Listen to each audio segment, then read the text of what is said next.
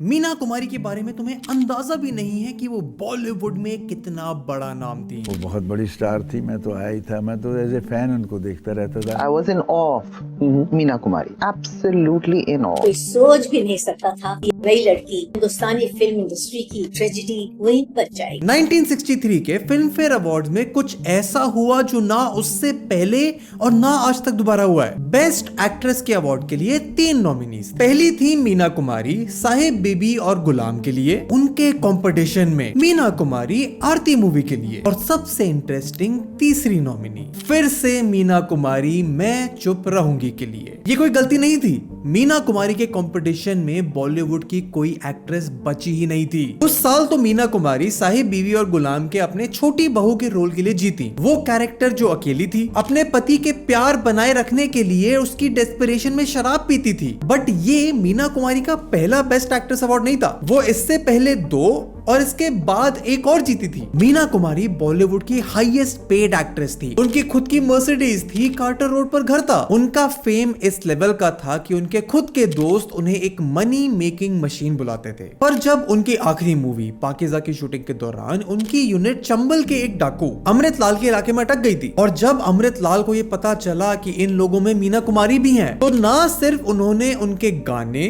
खाने और सेफ्टी का इंतजाम किया, और बदले में मीना कुमारी से उनका ऑटोग्राफ लिया अपने हाथ पर अपने खुद के चाकू की नोक से। उनकी आखिरी पिक्चर पाकीज़ा लगभग पूरे 1 साल से ज्यादा थिएटरों में चली। साल की सबसे बड़ी हिट, मीना कुमारी की लेगेसी की सबसे बड़ी हिट फिल्म बनी। And this was the reality of Meena Kumari the actress. But सबके साथ एक और रियलिटी चल रही थी, असली मीना कुमारी की रियलिटी। क्योंकि पाकीज़ा के रिलीज के सिर्फ 6 महीने बाद मीना कुमारी की मौत हो जाती है। उनके घर के बाहर फैंस हजारों की तादाद में आए, उन्हें कंट्रोल करने के लिए पुलिस को बुलाना पड़ा। पर अपनी मौत से 3 दिन पहले मीना कुमारी ने अपनी बहन से एक सवाल पूछा कि घर में कितने पैसे बचे हैं। उसका जवाब था 100 रुपए। वो एक इंसान से पैसे मांग सकती थी। उनके पति हिंदी सिनेमा के legendary writer, film maker, poet Kamal Amrohi, पर उन्होंने वो नहीं किया। उन्होंने पैसे मांगे अपने एक प्रोड्यूसर से उस काम के लिए जो वो ऑलरेडी कर चुकी थी, और आए सिर्फ 10,000, जो आधे उन्होंने दिए अपने डॉक्टर को, बाकी आधे अपनी बहन को। और जब 31 मार्च 1972 को उनकी मौत हुई, तो उनके परिवार के पास इतने पैसे भी नहीं बचे थे कि उनका हॉस्पिटल का 3500 रुपए का बिल क्लियर कर सके। नर्सिंग होम उनकी बॉडी को रिलीज नहीं कर सकता था जब तक ये बिल क्लियर नहीं होता। वो बिल अंत में उनके डॉक्टर की वाइफ ने क्लियर किया। एंड अगर तुम्हारे मन में अब ये सवाल आ रहा है कि कैसे इंडिया की हाईएस्ट पेड एक्ट्रेस, उसकी सिर्फ 38 साल की उम्र में मौत हो जाती है, सवाल आ रहा है कि क्यों वो इतनी गरीबी में मरती हैं, और क्यों उनके खुद के पिता ने उन्हें सिर्फ 6 साल की उम्र से कैमरा के सामने खड़ा करना शुरू कर दिया, पूरी जिंदगी अपनी उनकी कमाई पर जी। क्यों मरने से सिर्फ 2 हफ्ते पहले उन्होंने एक ऐसी फिल्म बनाई जिसमें वो अपना बचा कुचा सब कुछ, उनकी डायरीज,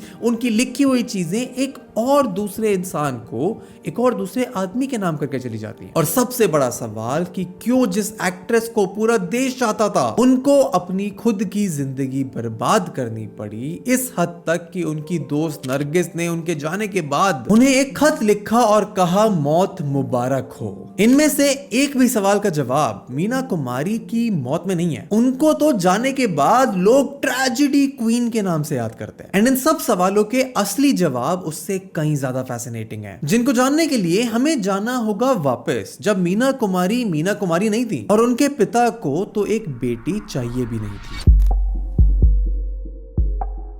मीना कुमारी के बारे में जो बात लोग ढंग से समझते नहीं हैं, वो है कि she never chose anything. Every major decision of her life was taken by someone else. Meena Kumari को तो हर उस डिसीजन को बस प्यार मानने के लिए ट्रेन कर दिया गया था। मीना कुमारी का असली नाम महजीबन बानो था। उनके पिता मास्टर अली बख्श बेसरा नाम के गांव से आते थे, एक हारमोनियम प्लेयर थे, और 1924 में सपने लेकर मुंबई आए। और जब 1933 में मीना कुमारी पैदा हुई तो उनको तो बेटी चाहिए भी नहीं थी, क्योंकि मीना कुमारी की 2 और बहनें थी। एंड जब वो पैदा हुई तो पड़ोसी ने आके अली बख्श को समझाया कि भगवान का तोहफा ऐसे कबूल करो। बट उससे ज्यादा इंटरेस्टिंग है कि मीना कुमारी पैदा कहां हुई थी। बॉम्बे के मीतवाला चौल में एक कमरे के घर में, जिसमें एक खिड़की थी। उस खिड़की के ठीक सामने एक फिल्म स्टूडियो था, रूप तारा नाम का, और उनके घर के साइड में एक अनाथ आश्रम। महजीबन का मतलब होता है रेडियंट, सुंदर। बट उन्हें अपने घर में प्यार सिर्फ अपनी माँ इकबाल बेगम से मिलता था, और इकबाल बेगम तो उनका भी असली नाम नहीं था। वो तो प्रभावती थी, एक बंगाली बंगाली क्रिश्चियन डांसर जिनका टैगोर परिवार से रिश्ता था। उनसे शादी करने के लिए अली बख्श ने उनका नाम रिलीजन बदलवाया। एंड उस घर में हर एक चीज पैसे से डिसाइड होती थी। किसकी इज्जत होगी, किसे प्यार मिलेगा, वो उस बात से डिसाइड होता था कि कौन कितने पैसे कमा सकता है। जैसे मीना कुमारी की बड़ी बहन खुर्शीद एक चाइल्ड आर्टिस्ट थी, यानी पैसे कमा रही थी। उनको हर चीज, मिठाई, नए कपड़े, चॉकलेट सब मिलता था, बाकी दोनों बहनों को नहीं। मीना कुमारी की बायोग्राफी में तो ये तक बताया है कि उनकी बचपन की एक दोस्त शमीम से उनकी दोस्ती उनके पेरेंट्स ने तोड़वा दी थी। उनके माँ बाप हमेशा बच्चों के सामने पैसों के लिए लड़ते रहते थे। एंड ये सब इसीलिए जानना जरूरी है क्योंकि इससे दो चीजें होती है। पहला, मीना कुमारी को अपनी पूरी जिंदगी लगता रहा कि उनको अपने परिवार से प्यार मिलता ही नहीं है। वो तो बेटा चाहते थे, उनको वो एक नाकाबिल इंसान समझते हैं, जिसकी वजह से जो प्यार उनको नहीं मिला वो उसे पूरी जिंदगी हर तरफ ढूंढती रही। और दूसरा एंड मोर इंपॉर्टेंट, इसकी उनके परिवार ने उनको तब तक एक बेकार और साइकोलॉजिकली ड्रेनिंग अपब्रिंगिंग दी जब तक उन्हें ये रियलाइज नहीं हो गया कि उनकी बेकार बेटी भी पैसे कमा सकती है। बट ये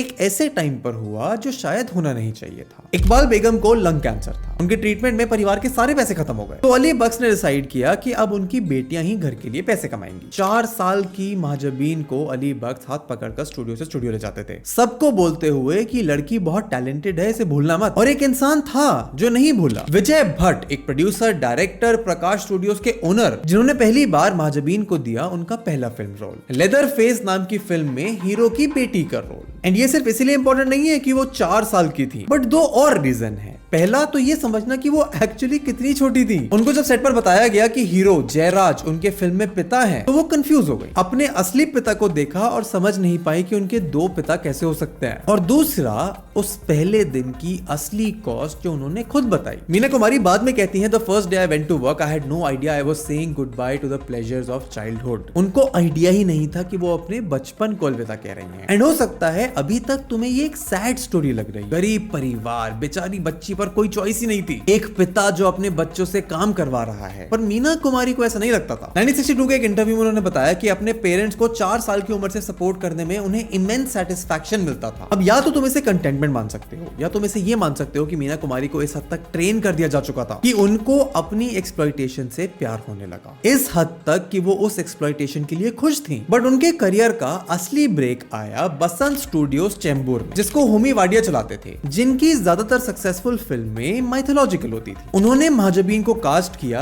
एज लक्ष्मी मां इन लक्ष्मी नारायण, फिर और पिक्चरों में as a Hindu goddess, Hanuman Patal Vijay, Shri Ganesh महिमा। और वो ये हिंदू भगवानों का रोल इतनी बेखूबी से करती थी कि लोगों ने मानना शुरू कर दिया वो हिंदू है। एंड यही तो रीजन है कि विजय भट्ट ने उनको एक ही फूल के सेट पर बेबी मीना का नाम दिया था, क्योंकि उनका असली नाम महाजबीन थोड़ा अनकन्वेंशनल, थोड़ा अनकमर्शियल और थोड़ा ज्यादा मुस्लिम था। बेबी मीना के रूप में मीना कुमारी 12 फिल्में करती हैं और अपनी 13वीं फिल्म से baby Meena Kumari the heroine बनती है। पर ये इसलिए जरूरी है क्योंकि इसके सिर्फ 1 साल बाद 1947 में उनकी मां की डेथ होती है। एंड बचे थे तो बस उनके पिता, जो पिता कम और मैनेजर ज्यादा थे। And Meena Kumari the actress की जिंदगी बस 6 साल बाद बदलने वाली थी, जब 1952 में उनकी film Baiju Bawra I. But सबसे पहले 1938 में उनकी जिंदगी में एक और किरदार सामने आता है। जब महाजबीन 6 साल की थी तो एक नया यंग राइटर उनके घर आता है, सोहराब मोदी की फिल्म जेलर के लिए एक चाइल्ड एक्ट्रेस ढूंढने। अली बख्श अपनी बेटियों को बुलाते हैं ऑडिशन के लिए। महाजबीन आती हैं नंगे पैर, भागते हुए, बस उनके सर पर कुछ खाना लगा हुआ था। ये राइटर हंसता है, उन्हें सेलेक्ट नहीं करता, पर उनका नाम ये यंग राइटर है कमल अमरोही, जो 14 साल बाद जब उनकी एक फोटो मीना कुमारी को एक मैगजीन में दिखती है तो उन्हें उस फोटो से प्यार हो जाता है, क्योंकि उस समय तक कमल अमरोही एक बहुत बड़ा नाम थे। अभी अभी तो वो अपनी आइकॉनिक फिल्म महल राइट और डायरेक्ट करके आए थे। कमल अमरोही एक writer, poet, director, Hindi cinema का एक बहुत बड़ा नाम। और मीना कुमारी सिर्फ 18 साल की उम्र में अपना घर छोड़कर उनसे शादी कर लेती हैं और शुरू होती है हिंदी सिनेमा की एक ऐसी लव स्टोरी जिसको मीना कुमारी को अपने घर के केज से तो निकाल देना चाहिए था, बट अल्टीमेटली उनको उससे भी छोटे और कई हद तक उससे भी बदतर नए केज में लाकर खड़ा कर देती है। मीना कुमारी और कमल अमरोही की कहानी बॉलीवुड की सबसे आइकॉनिक और ट्यूमल्चुअस लव स्टोरीज में से एक है। उनकी पहली मुलाकात होती है मीना कुमारी की फिल्म तमाशा के सेट पर, जहां प्रोड्यूसर अशोक कुमार उन दोनों को मिलवाते हैं। अमरोही मीना कुमारी को इग्नोर करते हैं एंड वो अपने मन में सोचती है कि ये आदमी तो बहुत प्राउड यानी ईगो वाला होगा। अशोक कुमार अमरोही को खींच ले जाते हैं प्रोजेक्शन रूम में ताकि उनको दिखा सके कि वो लड़की जिनको उन्होंने इग्नोर करा वो किस काबिल है। अमरोही ने उनके कुछ रशेस को देखा और घर जाते हुए अपने सेक्रेटरी को बोले कि इस लड़की पर हमें नजर रखनी है, नॉट बिकॉज उनको वो पसंद आ गई थी बट इसीलिए क्योंकि उनको अपनी अगली फिल्म के लिए एक हीरोइन चाहिए थी। फिल्म का नाम था अनारकली, जिसकी हीरोइन मधुबाला ने वो पिक्चर छोड़ दी थी और कमल अमरोही को मीना कुमारी के रूप में अपनी अनारकली मिल गई। मीना कुमारी अब एक लीडिंग एक्ट्रेस हैं उस इंसान की फिल्म में जिसकी फोटोग्राफ से उन्हें प्यार हो गया था और फिर सब बिखर गया क्योंकि महाबलेश्वर से मुंबई आते हुए उनकी गाड़ी का एक्सीडेंट हो गया। मीना कुमारी का हाथ इस कदर डैमेज हो गया कि डॉक्टर्स को भरोसा नहीं था कि उस हाथ को वो दोबारा कभी इस्तेमाल कर भी पाएंगी या नहीं। पुणे के एक अस्पताल में वो सिर्फ दुख में थी क्योंकि उनका करियर, उनका प्यार सब एक झटके में चला गया था। इस समय कमल अमरोही दिल्ली और आगरा में कोई और फिल्म शूट कर रहे थे। जब पता चला तो पुणे आए। जब मीना कुमारी हॉस्पिटल में अपना खाना पीना सही से नहीं कर रही थी तो अमरोही उन्हें अपने हाथ से जूस पिलाते हैं। बट मीना कुमारी के लिए you have to understand it was a traumatising incident. उनका हाथ हमेशा के लिए डैमेज हो गया था, इतना कि अपने बाकी के करियर में उन्होंने अपने हाथ को कैमरा से छुपाने की हर एक कोशिश करी। अगले 4 महीने हर हफ्ते कमल अमरोही पुणे से मुंबई आते थे मीना कुमारी को मिलने, उनके साथ समय बिताने। अगर कभी लेट हो जाते तो हॉस्पिटल से फोन आता कि आपका पेशेंट खाना पानी दवाई सब मना कर रही हैं, सिर्फ मिस्टर अमरोही के हाथ से खाएंगी तो वो जल्दी आए। It was not a familiar emotion for her. एक रात अमरोही मीना कुमारी के हाथ पर लिखते हैं मेरी अनारकली। उन्होंने उन्हें क्लेम कर लिया था। वो दोनों रात भर फोन पर बात करते 11 बजे से सुबह 5:30 तक। एंड दुख की सबसे बड़ी बात यह है कि वो पिक्चर अनारकली कभी बनी ही नहीं। जो प्रोड्यूसर थे मक्खन लाल जी, उनका पैसा स्टॉक मार्केट में डूब गया और फिल्म बस रह गई। बट इससे फर्क नहीं पड़ता क्योंकि इसके कुछ महीनों बाद ही कमल अमरोही और मीना कुमारी सीक्रेटली शादी कर लेते हैं। एंड अभी तक एक बात थी जो मैंने तुम्हें बताई नहीं कि कमल अमरोही पहले से शादीशुदा थे, उनके 3 बच्चे थे। इनफैक्ट उनके लिए तो मधुबाला बॉलीवुड की सबसे सुंदर एक्ट्रेसेस में से एक, जिनको अमरोही सालों से पसंद थे, वो अपना खुद का हाथ और 3 लाख रुपए उनके साथ शादी करने के लिए लेके आती हैं, बस इस कंडीशन पर कि वो अपने तीनों बेटों को गांव वापस भेज दें। एंड शायद यही रीजन भी था कि मीना कुमारी के लिए कमाल अमरोही वो इंसान बने जिन्होंने उनको चुना। इसीलिए 19 साल की उम्र में अपने पिता से छुपकर मीना कुमारी ने अपने से 15 साल बड़े आदमी से शादी कर ली। उनको शादी के गिफ्ट में एक कुरान भी दी जिस पर लिखा था, I am your life long legally wedded wife, even if you murder me not a single sound or word of complain will pass my lips. And जब उनके पिता को ये पता चला तो उनका गुस्सा जायज था। डिमांड करी कि वो तलाक कर लें, पर मीना कुमारी उनकी एक भी बात माने बिना उनको मना करके अपना घर छोड़ के अपने पति के पास चली गई। अगले 2-3 साल वो खुश भी थी। उनके खुद के वर्ड्स थे, I am in love with a married man who is married to me, the man I married is still the ideal man I loved before I had ever met him. And ध्यान से सुनना क्योंकि शायद यही वो trap था जिसको हम सब और मीना कुमारी मिस कर गए। The ideal man I loved before I ever met him. Meena Kumari को एक इंसान की इमेज से, लिटरली एक इंसान की इमेज से प्यार हुआ था। एंड कुछ सालों तक उस इंसान ने उस इमेज को बनाकर भी रखा। बट जब वो टूटी एक फिल्म के सेट पर एक ही दिन में, तो उसने ना सिर्फ उस शादी को खत्म कर दिया बल्कि एक ऑमिनस सी वार्निंग भी दे दी जो मीना कुमारी को हमेशा के लिए तबाह करने वाली थी। मीना कुमारी के साथ जो हुआ, उस बिट्रेयल का, उस ट्रेजिडी का स्केल समझना इम्पॉसिबल है बिना उनके स्टारडम के स्केल को समझे। 1952 में फिल्म फेयर की एक ज्यूरी हिंदी सिनेमा की सबसे सुंदर हीरोइंस की एक लिस्ट निकालती है। उसमें मीना कुमारी 8वें नंबर पर थी। Madhubala, Nargis and Nalini Jaywant list के टॉप पर थी। ये इसलिए जरूरी है क्योंकि मीना कुमारी को भले ही सबसे सुंदर न माना जाता हो, बट उनसे बेहतर एक्टर शायद इस पूरी लिस्ट में कोई नहीं था। उस साल 1952 में आती है फिल्म बैजू बावरा। इस फिल्म को कोई बनाना नहीं चाहता था। विजय भट्ट का आइडिया के क्लासिकल राग म्यूजिक पर फिल्म बनाएंगे, इसको मजाक में लिया जाता था। और ये 15 से 20 लाख में बनी फिल्म अपने बजट से 10 गुना ज्यादा पैसे कमाती है। एक शहर में 100 हफ्ते, ऑलमोस्ट 2 साल चलती है। उस साल की दूसरी सबसे बड़ी फिल्म बनती है बिहाइंड दिलीप कुमार आन। एंड अचानक से वो 8th रैंक्ड एक्ट्रेस एक सुपरस्टार थी। इंडिया की फर्स्ट बेस्ट एक्ट्रेस का अवार्ड उन्हें इसी फिल्म के लिए लिए मिला था। एंड सबसे फैसिनेटिंग बात तो ये है कि उस फिल्म के लिए लोगों ने बोला मीना कुमारी की एक्टिंग कुछ खास भी नहीं थी। तो मीना कुमारी आगे जाकर कुछ ऐसी फिल्में करती हैं जिसमें ऐसा कोई एक्सक्यूज काम ही नहीं करता। उनकी 1953 की फिल्म 2 बीघा जमीन कांस में जाके अवार्ड जीतती है। अगले साल वो फिर बेस्ट एक्ट्रेस का अवार्ड जीतती हैं फॉर परिणीता। 1955 तक उनके पास एक साथ 7 फिल्में थी, जिसमें साल की सबसे बड़ी हिट भी थी आजाद ऑपोजिट दिलीप कुमार। 1957 की शारदा में वो एक ऐसा रोल करती हैं जो हर एक्ट्रेस करने से मना कर देती। एक औरत जो गलती से अपने प्रेमी के पिता से शादी कर लेती है। पहले हाफ में हीरोइन, दूसरे में उसकी माँ। 1950s खत्म होते होते वो हर साल की 2-3 हिट दे रही थी। 1959 में चिराग कहाँ रोशनी कहाँ, 1960 में दिल अपना और प्रीत पराई और कोहिनूर। 10 साल बाद लिस्ट में 8th रैंक्ड एक्ट्रेस, इंडस्ट्री में अकेले सबसे आगे खड़ी थी। 1963 के फिल्म फेयर अवार्ड में 3 नॉमिनेशन थे, तीनों मीना कुमारी, आरती मैं चुप रहूंगी और वो जिसके लिए उन्होंने अपना तीसरा बेस्ट एक्ट्रेस अवार्ड जीता, साहिब बीवी और गुलाम। वो उनके करियर का पीक तो था ही, बट साहिब बीवी और गुलाम जैसी पिक्चर उन्होंने दोबारा कभी नहीं करी। 1962 में गुरुदत्त ने उन्हें उस पिक्चर में छोटी बहू का रोल ऑफर किया, जो उन्होंने पहले रिजेक्ट कर दिया क्योंकि टाइम ही नहीं था। फिर जब गुरुदत्त ने पूरी फिल्म शूट कर दी सिवाय छोटी बहू के उस इंपॉर्टेंट कैरेक्टर के सीन्स के, तब मीना कुमारी ने उन्हें 45 दिन दिए। पिक्चर में ये कैरेक्टर एक पुराने नवाब किस्म के घराने में थी, जिनकी जिंदगी एक डाउनवर्ड स्पाइरल में, और मीना कुमारी का कैरेक्टर डेस्परेट है अपने पति को अपने पास रखने के लिए, इस हद तक कि वो उसके साथ शराब पीना शुरू कर देती हैं, अपने जमीर के खिलाफ उस आदमी को रोकने के लिए जो ऑलरेडी उसे छोड़ के जा रहा था। And Meena Kumari Hindi cinema का सबसे बेहतरीन ड्रंक इंसान प्ले करती हैं, अपनी जिंदगी में बिना एक भी बूंद शराब का पिए। जो कुछ फिल्म को चाहिए था मीना कुमारी बन जाती थी, बट वो ऐसा क्यों कर पाती थी? उसके पीछे का असली सच जानकर शायद तुम डिसाइड ना कर पाओ कि इतना आर्टिस्टिक टैलेंट और इसके पीछे आया हुआ इतना बड़ा बिट्रेयल उस टैलेंट को वर्थ इट बनाता भी है या नहीं। क्योंकि वो बिट्रेयल देने वाला इंसान कोई और नहीं था, ये वो इंसान था जिससे मीना कुमारी ने सबसे ज्यादा प्यार किया था, उनके खुद के पति कमल अमरोही।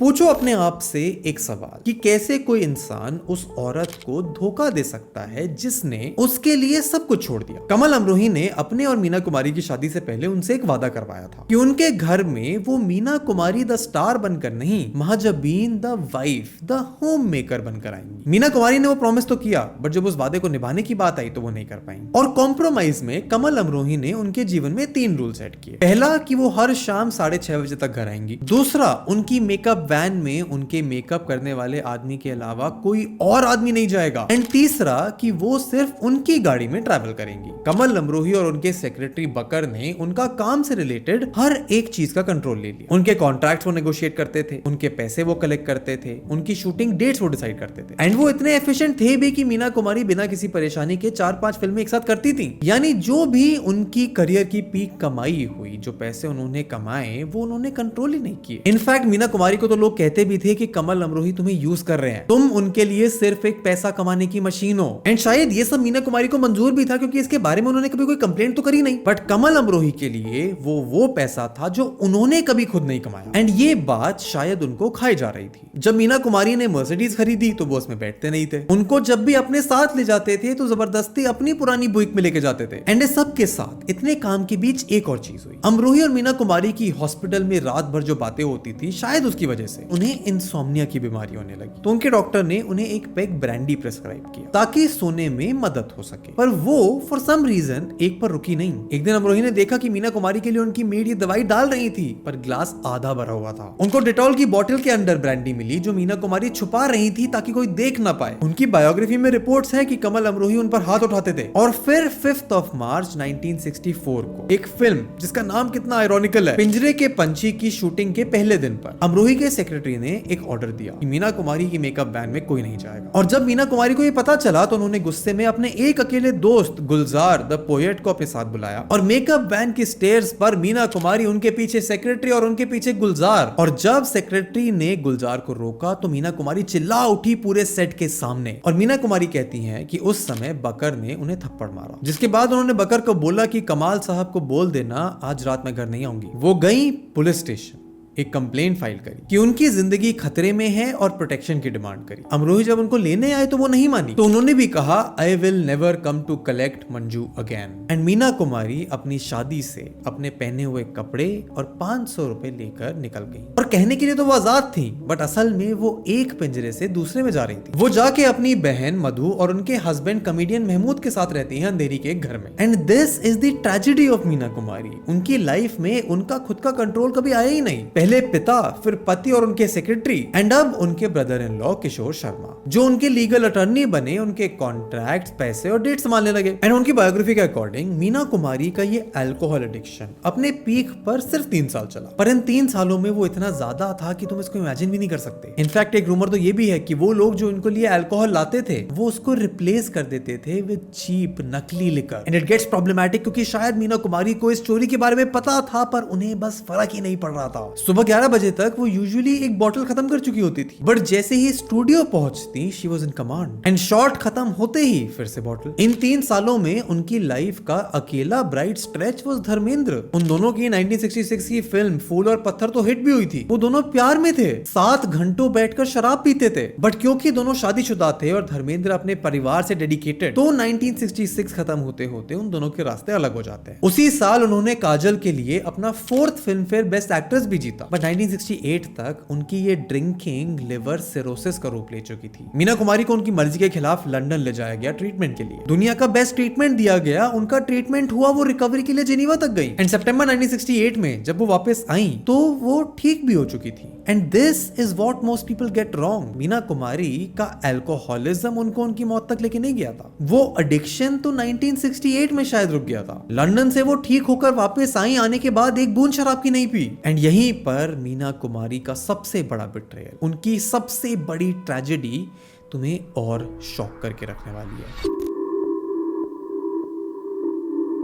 मीना कुमारी की असली ट्रेजेडी शुरू होती है 1969 में, उस साल जब उनकी उम्र 36 साल हो गई थी। एंड तब तक इंडस्ट्री ने चुपचाप डिसाइड कर लिया था कि उनका करियर अब खत्म हो चुका है। अपनी आखिरी 6 फिल्मों में सिर्फ एक फिल्म में मीना कुमारी लीड रोल करती हैं। एंड जब इंडस्ट्री को उनकी बीमारी के बारे में पता चला तो लोग और डर कर उनसे दूर हो गए। एंड 1968 में सिर्फ एक इंसान था जो उनको लीडिंग लेडी का रोल ऑफर कर रहा था, उनके खुद के पति कमल अमरोही। फिल्म थी पाकीज़ा, एंड ये कहानी is the cruelest part of her story. Amrohi ने पाकीज़ा 1958 में बनानी शुरू करी थी, एक फिल्म जो उनकी बीवी को डेडिकेट होगी। लोग इस पिक्चर को ताजमहल से कंपेयर करने लगे, जैसे शाहजहां ने मुमताज के लिए वो बनाया था। अमरोही पाकीज़ा मीना कुमारी के लिए बना रहे थे, बट जब उनकी शादी टूटी तो वो आधी बनी फिल्म अबैंडन हो गई। फिर 1968 में अमरोही ने उनको एक लेटर लिखा कि मैं तुम्हें वो डाइवोर्स दूंगा जो तुम चाहती हो, बट पाकीज़ा एक डूबती शिप की तरह है जिसको तुम किनारे तक ले जा सकती हो। और मीना कुमारी मान गई। 16 मार्च 1969 को उनकी जिंदगी से जाने के 5 साल बाद मीना कुमारी कमल अमरोही के पास वो फिल्म खत्म करने वापस आती हैं। And it was not about the love, it was about the film, क्योंकि मीना कुमारी ने उस फिल्म को वो सब कुछ दिया